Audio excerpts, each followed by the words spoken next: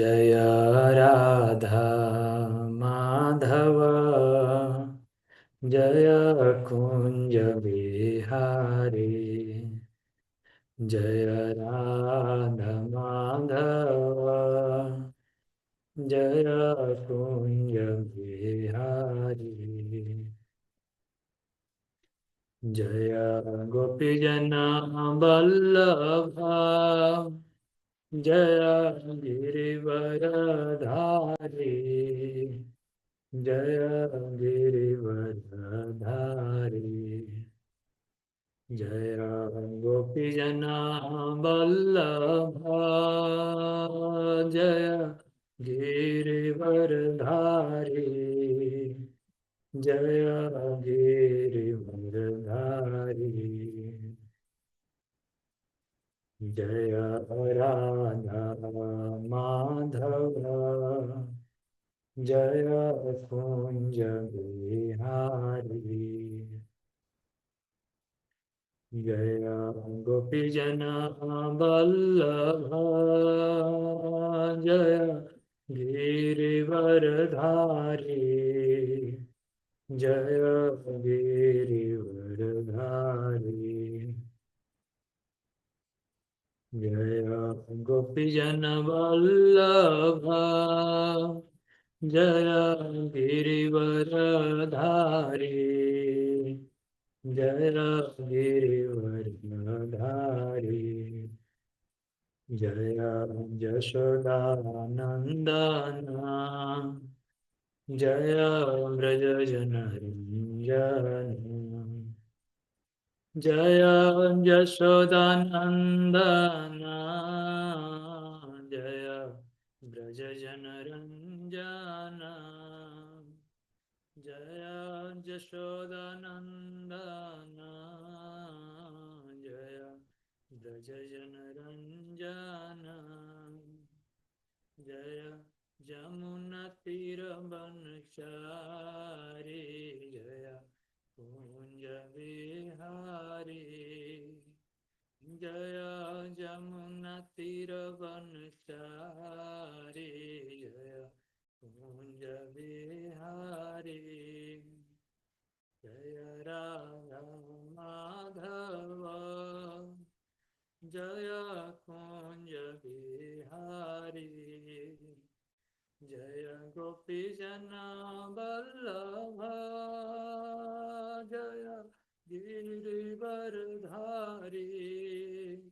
जय गिरिवरधारी।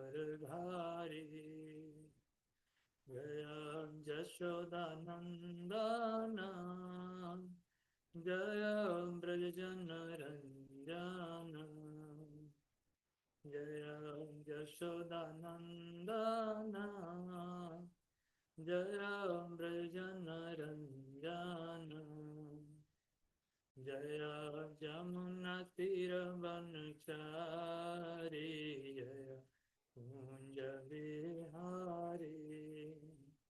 जय राधा माधव जय कुंज बिहारी। हरे कृष्णा कृष्णा कृष्णा हरे हरे। हरे राम राम राम हरे हरे। हरे कृष्णा कृष्णा कृष्णा हरे हरे। हरे राम राम राम हरे हरे। हरे कृष्णा कृष्णा कृष्णा हरे हरे।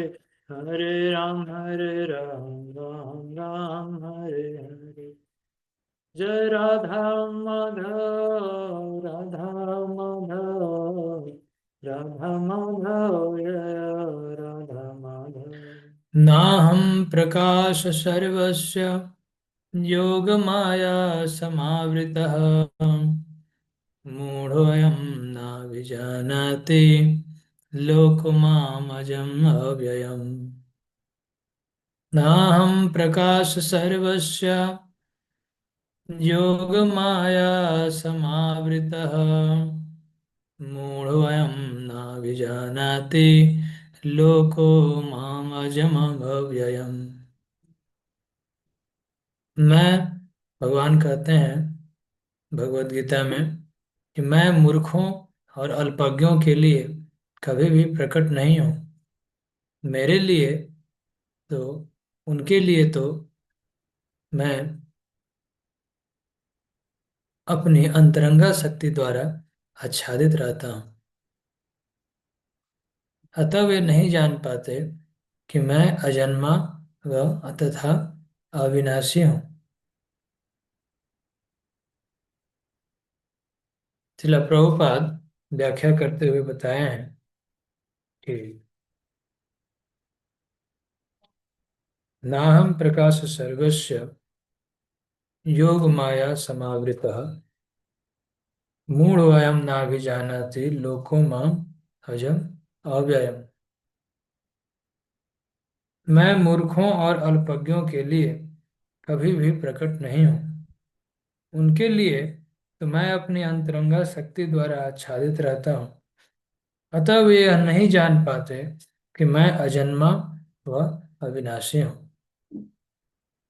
प्रभुपाद जी कहते हैं, यहाँ यह तर्क दिया जा सकता है कि जब कृष्ण इस पृथ्वी पर विद्यमान थे और सबों के लिए दृश्य थे, तो अब वे सबों के समक्ष क्यों नहीं प्रकट होते। कोई भी यह प्रश्न पूछ सकता है कि भगवान श्री कृष्ण जब इस धरती पर थे तो वे सबके समक्ष नहीं प्रकट होते, ऐसी बात क्यों कही गई है यहाँ। तो प्रभुपाद जी यहाँ व्याख्या करते हुए कहते हैं, भगवान इस भौतिक जगत में प्रकट थे, परंतु वे भगवान के रूप में सबके सामने प्रकट नहीं थे। भगवान के रूप में प्रकट होने का अर्थ यह है कि बहुत सारे लोग ऐसे भी थे जो उन्हें भगवान नहीं समझते थे।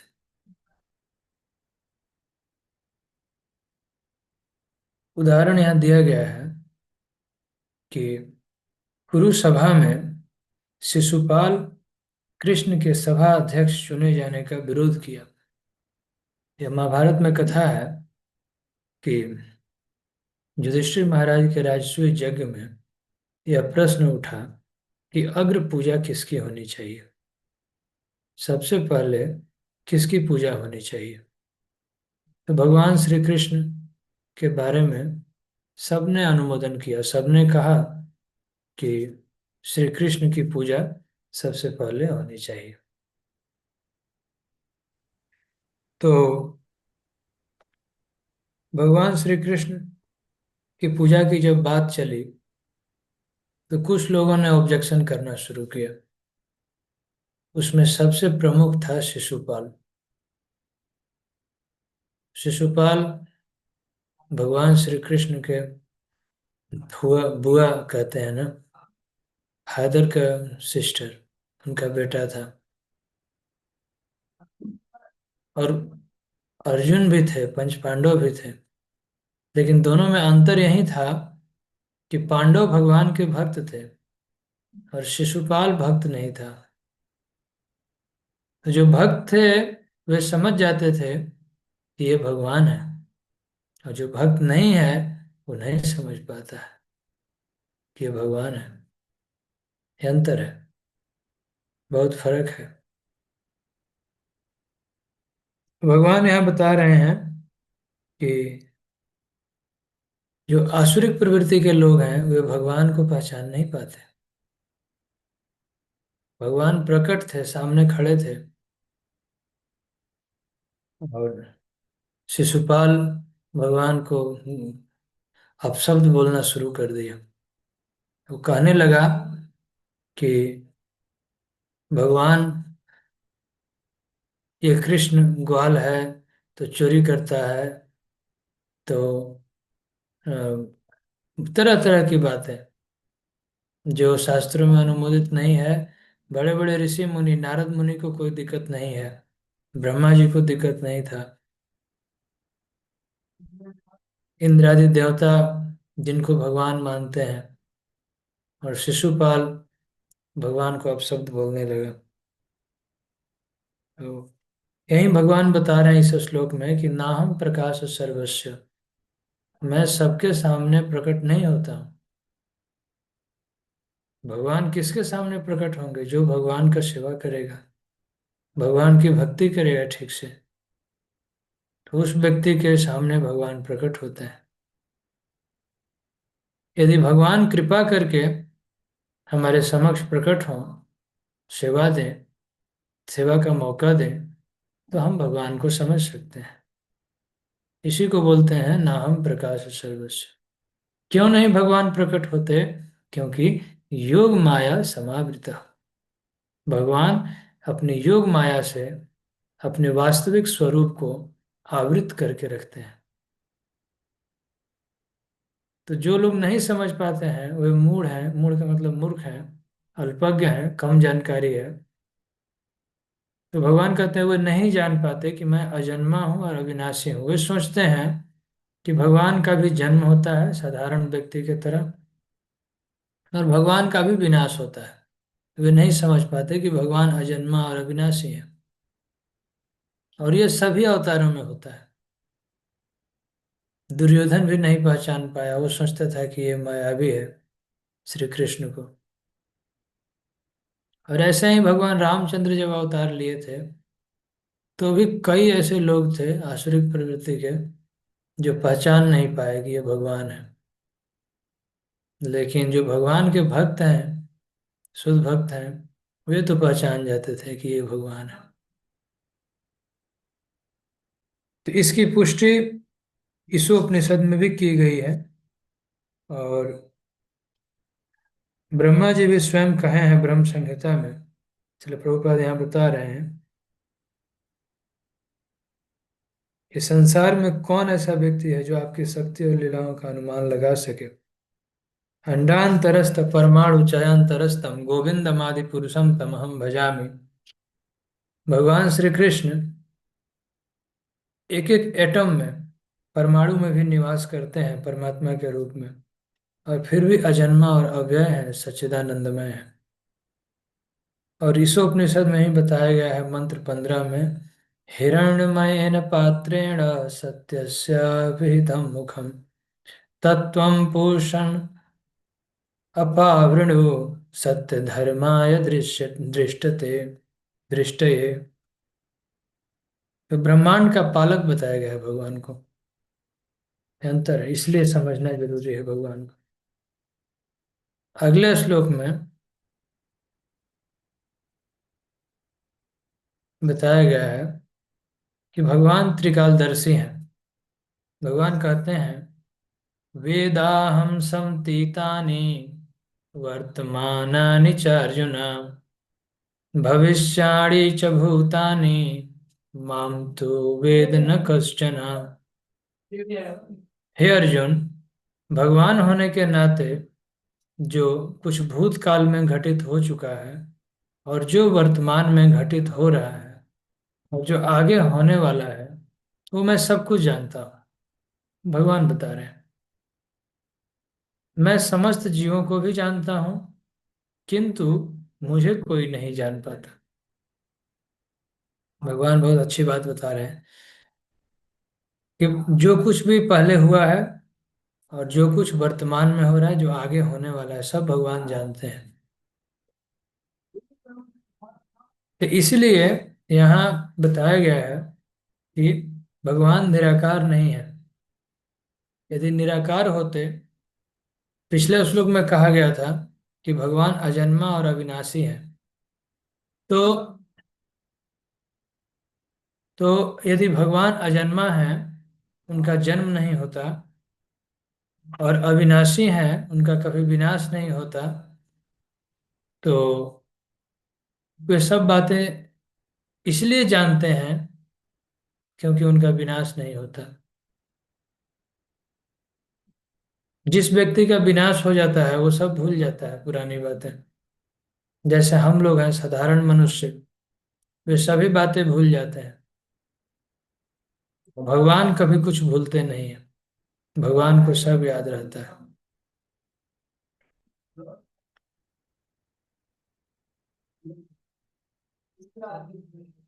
तो ऐसा जो व्यक्ति समझता है वो मोह से मुक्त हो जाता है। भगवान उदाहरण दे रहे हैं, इच्छा द्वेष समुत्थेन द्वंद्व मोहेन भारत, सर्वभूतानि सम्मोहं सर्वे सर्गे यान्ति परन्तप।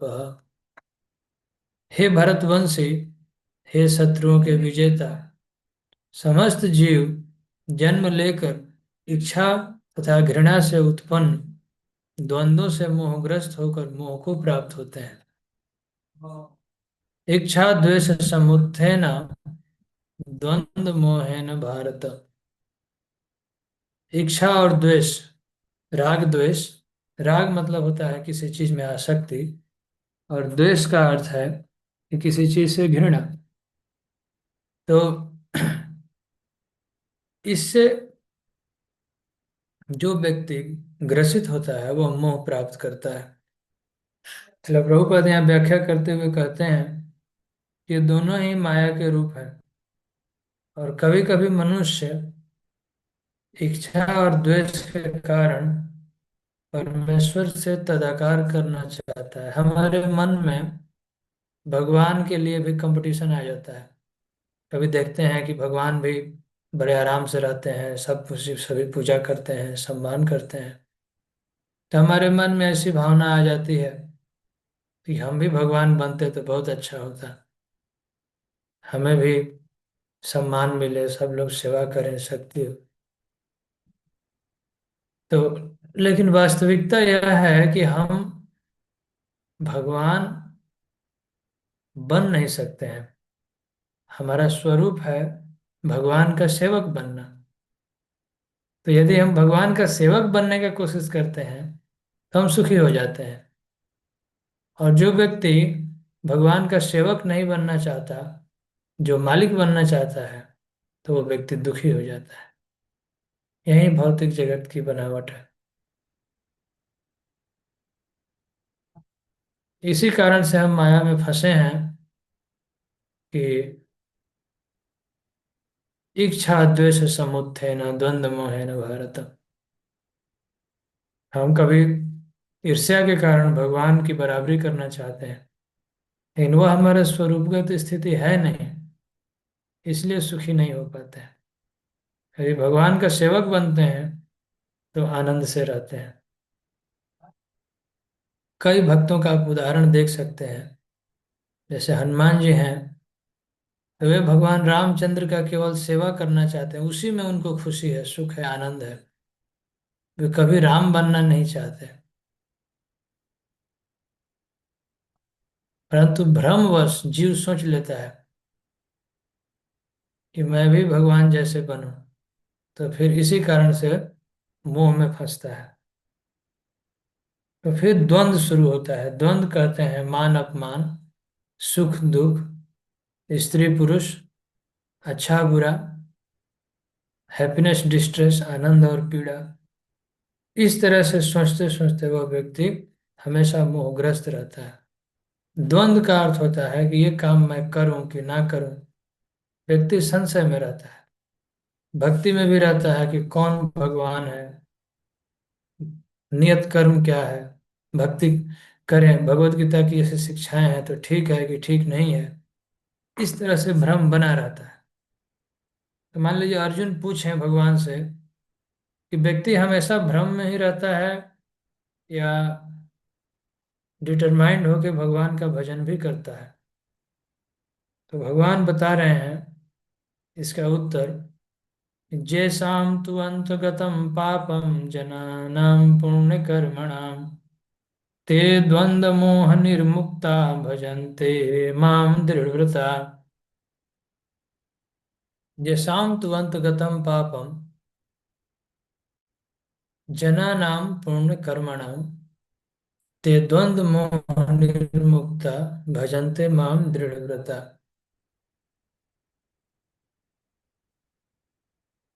तो जेषाम तु अंतगतम पापम, जिनके सभी पाप नष्ट हो चुके हैं, और जना नाम पुण्य कर्मणाम, जिनके पूर्व जन्मों के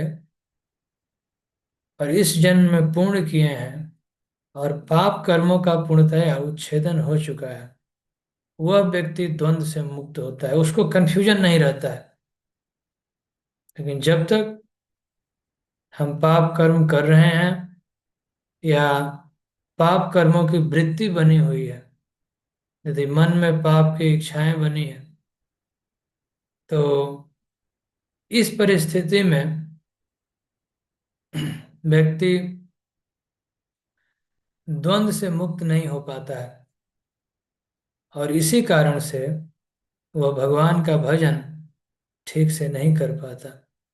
भजन्ते माम दृढ़व्रता, जैसाम तु अंतगतम पापम, जनानां पुण्य कर्मणाम, ते द्वंद्व मोह निर्मुक्ता भजन्ते माम दृढ़व्रता। जिन मनुष्यों ने पूर्व जन्मों में और इस जन्म में पुण्य कर्म किए हैं और जिनके पाप कर्मों का पूर्णतया उच्छेदन हो चुका है, तो हु कैन बी डिटरमाइंड, दृढ़ व्रत होके कौन भगवान का सेवा कर सकता है? जो व्यक्ति इस द्वंद्व से मुक्त हो जाए और पाप कर्म से मुक्त हो जाए। तो हम लोग चर्चा किए हैं पहले कि पाप कर्म क्या होता है। तो पाप कर्म चार प्रकार के होते हैं।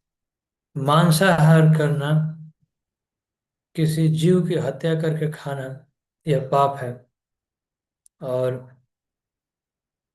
किसी भी जीव की हत्या नहीं करनी चाहिए। यहाँ तक कि पेड़ पौधे भी हैं, तो उनको भी हम काटते हैं तो उसमें कुछ जीव मरते ही हैं, लेकिन उनकी चेतना कम होती है। तो मनुष्य को चाहिए कि कम से कम शाकाहारी भोजन पर आश्रित रहे।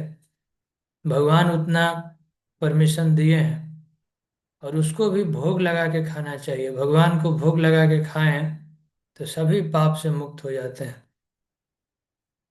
और जुआ नहीं खेलना, किसी भी तरह का ठगी, बिना मेहनत किए धन कमाना, यह ठगी है, लालच करना। और नशा, किसी भी तरह का चाय कॉफी शराब बीड़ी सिगरेट, ये सब नशा है। नशा करने वाला व्यक्ति तपस्या नहीं कर सकता, वो भगवान को नहीं समझ सकता, सतोगुण में नहीं आ सकता। तो नशा छोड़ना चाहिए। और उसके बाद है कि अवैध पुरुष स्त्री संगति। तो या अपनी पत्नी को भी, अपनी विवाहिता पत्नी को भी भगवान का सेविका ही समझना चाहिए, या पति को अपना सेवक समझे पत्नी, भोगों में आसक्त ना हो। तो इस प्रकार जो व्यक्ति पाप कर्मों से मुक्त होता है, इसलिए प्रभुपाद लिखते हैं कि जो व्यक्ति पाप करते हैं, नास्तिक हैं, मूर्ख हैं और कपटी हैं। चार तरह के लोगों का वर्णन पहले हुआ है कि कौन से चार तरह के लोग भगवान के पास आते हैं और कौन से चार तरह के लोग भगवान के पास कभी नहीं आते हैं। उनके बारे में पहले चर्चा हो चुकी है। तो जो लोग भगवान के पास आते हैं उनके बारे में चर्चा हुई है कि अ, नमाम दुष्कृतिनो मूढ़ा प्रपादन्ते नराधमा, माया अपहृत ज्ञान आसुरी भाव माश्रिता। तो जो व्यक्ति आसुर असुर भाव का आश्रय लिया है, आसुरिक है, और माया द्वारा बुद्धि हर ली गई है, या मूर्ख है, कभी वेद शास्त्र पढ़ने का मौका नहीं मिला, गुरुजनों से सुना नहीं, प्रैक्टिस नहीं किए, तो ऐसा व्यक्ति भी भगवान के पास नहीं आ पाता है, समझ विश्वास नहीं जमता है। और तेषाम तु अंतगतम पापम जनानां पुण्य। और चौथा कैटेगरी है कपट, कि भगवान को समझने के लिए निष्कपट होना जरूरी है, छल कपट नहीं। सच्चा सरल होना चाहिए, बहाना नहीं करना चाहिए, सिंसियर बेस्ट कोशिश करना चाहिए। तो ऐसा व्यक्ति इच्छा और घृणा के द्वंद्व को पार कर जाता है और भगवान की शुद्ध भक्ति प्राप्त करता है। शुद्ध भक्तों की संगति में कृष्ण भावनामृत के अंतर्गत ऐसे पद की प्राप्ति संभव है, क्योंकि महान भक्तों की संगति से मनुष्य मोह से उबर सकता है। श्रीमद् भागवतम में कहा गया है कि यदि कोई व्यक्ति सचमुच मुक्ति चाहता है तो उसे भगवान के भक्तों की सेवा करनी चाहिए। वास्तव में भगवान के भक्तों को कोई सेवा की आवश्यकता नहीं है, वो तो भगवान पर आश्रित रहते हैं, तो भगवान उनकी सारी आवश्यकताएं पूरी कर देते हैं। ये हमारे लिए अच्छा है कि हमें कुछ सेवा का अवसर मिले, तो उससे हमारा प्यूरिफिकेशन होगा, शुद्धिकरण होगा। इसलिए श्रीमद् भागवतम में कहा गया है, महत्सेवा द्वारम आहु विमुक्तये तमो द्वारम योषिता संग संगम। तमः द्वार, तमः द्वार का अर्थ है कि तमः द्वार का अर्थ है कि अ, अंधकार, तमोगुण, उससे निकलने का उपाय है कि महत सेवा द्वारा आहु विमुक्त है। महत सेवा, महत का अर्थ है जो भगवान के शुद्ध भक्त हैं। भगवान के शुद्ध भक्त का सिम्टम क्या है? Free from four defects. तत्व संदर्भ में बताया गया है, जीव को उसमें बताते हैं कि चार डिफेक्ट होता है बद्ध जीव में। वो है भ्रम प्रमाद विप्रलिप्सा कर्णपात्व। वो है भ्रम, इल्यूजन, प्रमाद, tendency to commit mistake, incomplete senses और चीटिंग प्रोपेंसिटी। ये चार तरह के दोष हम सभी जीवों में है, मोर और लेस, किसी में कम है किसी में ज्यादा है। इससे जब हम मुक्त होंगे तो हम भगवान का सेवा कर सकते हैं। ज्यादा से ज्यादा लोग भ्रम में रहते हैं, एक ठीक है कि ठीक नहीं है, सही है कि नहीं है, तो भ्रम में हम हैं क्योंकि ज्ञान नहीं है। जब भगवत ज्ञान प्राप्त होता है तो हम भ्रम से मुक्त होते हैं। तो भ्रम और प्रमाद, हमारे अंदर दिखावा रहता है, विप्रलिप्सा, इल्यूजन, और टेंडेंसी टू कमिट मिस्टेक। हम सभी परफेक्ट नहीं है, मनुष्य कुछ ना कुछ गलती कर ही देता है। तो ठीक है, कोशिश करना चाहिए कि गलती ना हो। तो कितना भी सावधान रहे फिर भी कुछ ना कुछ गलती हो जाता है। ये मनुष्य के लिए नेचुरल है, हम बद्ध जीव है। कोई नहीं कह सकता है कि मैं गलती नहीं करता, क्योंकि हम परफेक्ट नहीं हैं। परंतु जो भगवान के शुद्ध भक्त हैं वे गलती नहीं करते हैं, वे गलती कर नहीं सकते हैं, क्योंकि वे दैवी प्रकृति भगवान पर आश्रित रहते हैं, जो माया द्वारा कंट्रोल होते हैं। और हम लोग महामाया, भगवान की बहिरंग शक्ति से कंट्रोल होते हैं। यही अंतर है। तो भगवान से भी कोई गलती नहीं होती, भगवान के भक्तों से भी कोई गलती नहीं हो सकती, जो भगवान के शुद्ध भक्त हैं, नारद मुनि, व्यास देव, सुखदेव गोस्वामी, इस तरह से।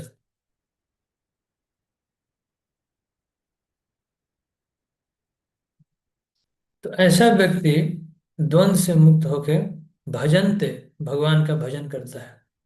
तो कोई व्यक्ति बहुत साल बीत गया, दृढ़व्रत है, भजन कर रहा है भगवान का, अब भटकता नहीं है, इसका मतलब है कि उसके सारे पाप नष्ट हो चुके हैं। और जब तक हम पाप कर्मों से मुक्त नहीं होंगे तब तक हमको भक्ति में फिक्स रहना कठिन है। इसलिए श्रील प्रभुपाद कहते थे कि ये चार नियम बहुत स्ट्रिक्टली पालन करना चाहिए। स्लाइटेस्ट थॉट मन में नहीं लाना चाहिए। भगवान को याद करके सुबह सुबह ब्रह्म मुहूर्त में भगवान का नाम जप कीजिए, आपका मन शुद्ध रहेगा। तो भगवान से प्रार्थना करना चाहिए कि भगवान आप कृपा कीजिए हमको कि मैं आपका आदेश मान सकूं, कोशिश करूं इस तरह से। तो व्यक्ति डिटरमाइंड होकर भगवान का सेवा कर सकता है।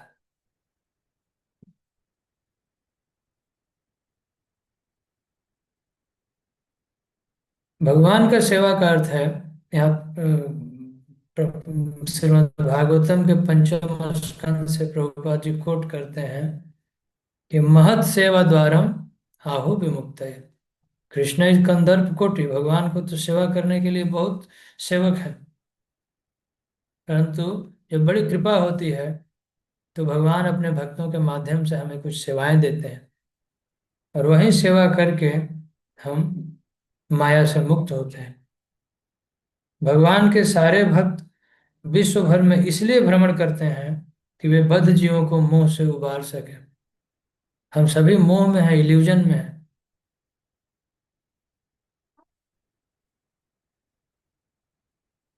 तो इल्यूजन से मुक्ति कैसे मिलेगी? भगवान के जो शुद्ध भक्त हैं वे इस भौतिक जगत में भ्रमण करते हैं परिव्राजक के रूप में। तो ऐसे भक्त की जब सेवा में हम लगते हैं, सेवा का मुख्य अर्थ है भगवत भक्त कुछ चाहते नहीं है, कुछ आपको नियम पालन करने के लिए कहते हैं, कुछ उपदेश करते हैं, कुछ शिक्षाएं देते हैं, उसका पालन करना है। इससे आपको लाभ है, प्यूरिफिकेशन होता है।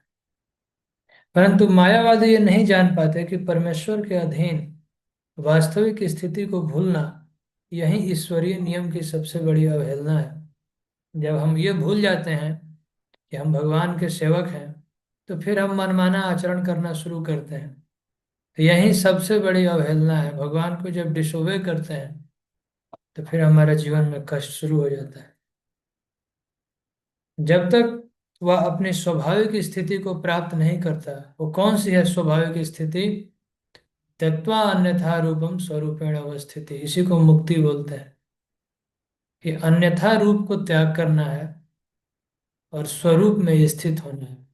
और स्वरूप क्या है? जीवेर स्वरूप है नित्य कृष्णदास, भगवान का सेवक बनना, यही हमारा स्वरूप है। तो इस स्वरूपगत स्थिति को जब हम प्राप्त करते हैं तो हम सुखी हो जाते हैं, और इस स्वरूपगत स्थिति को जब भूल जाते हैं तो हम दुखी हो जाते हैं। तो अगले श्लोक में भगवान श्री कृष्ण बता रहे हैं कि बुद्धिमान व्यक्ति कौन है। जरा मरण मोक्षाय माम आश्रित्य यतन्ति ये, ते ब्रह्म तद विदु कृत सन अध्यात्मम कर्म चाखिलम। जो व्यक्ति जरा और मृत्यु से मुक्ति पाने के लिए यत्नशील रहते हैं, वे बुद्धिमान मेरी शरण ग्रहण करते हैं। यहाँ बहुत अच्छी बात बताई गई है कि किसको आवश्यकता है आध्यात्मिक जीवन का। जो व्यक्ति ये समझ जाए कि मुझे जन्म मृत्यु के चक्र से छूटना है। जन्म भी बहुत कष्टदायक होता है, माँ के गर्भ में 9 महीना उल्टा रहना पड़ता है। और मृत्यु के बारे में श्रीमद् भागवतम में कहा गया है कि हजारों स्कॉर्पियन एक साथ जब बाइट करें तो इतना पेन होता है, जब बॉडी और सोल, शरीर और आत्मा एक दूसरे से अलग होते हैं। और उसके बीच में, जन्म और मृत्यु के बीच में, बुढ़ापा और बीमारी का कष्ट लगा रहता है। जो लोग बूढ़े हैं तो उनको कभी पूछिए हालचाल, या ऑब्जर्व कीजिए कितना कष्ट में रहते हैं। तो इन सब चीजों को देख कर भगवान कहे हैं भगवत गीता में आगे कि जन्म का दर्शन करना चाहिए। इन सब चीजों को, ये सच्चाई है कि कैसे जन्म मृत्यु के बीच में बुढ़ापा, रोग शोक आदि कष्ट लगे रहते हैं। और इस प्रकार वह व्यक्ति कभी चाहता है कि सुखी हो जाऊं, लेकिन सुखी होने के उपाय सक्सेसफुल होते नहीं हैं। तो जिस व्यक्ति को जन्म मृत्यु के चक्र से छूटना है, भगवान को पाना है, उसको यहाँ बुद्धिमान कहा गया। ऐसे बुद्धिमान व्यक्ति भगवान की शरण में आते हैं। जिसको इसकी समझ नहीं है, तो उसको जबरदस्ती तो भक्ति नहीं सिखाया जा सकता है। वास्तव में ब्रह्म यानी भगवान का पार्ट एंड पार्षद जीव, वे दिव्य कर्मों के विषय में अच्छी तरह से जानते हैं। भगवान के कर्म दिव्य हैं।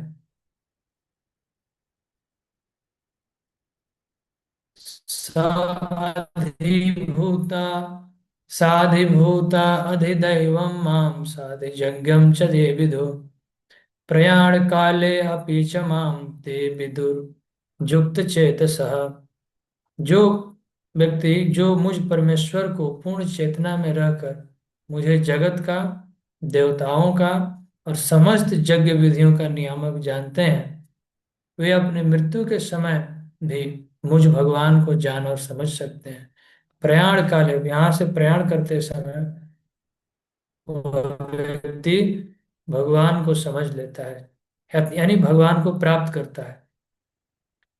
तो यहाँ भगवान बताए हैं कि अधिभूतम, अधिदैवम, अधियज्ञम, ये तीन टर्म भगवान यूज किए हैं।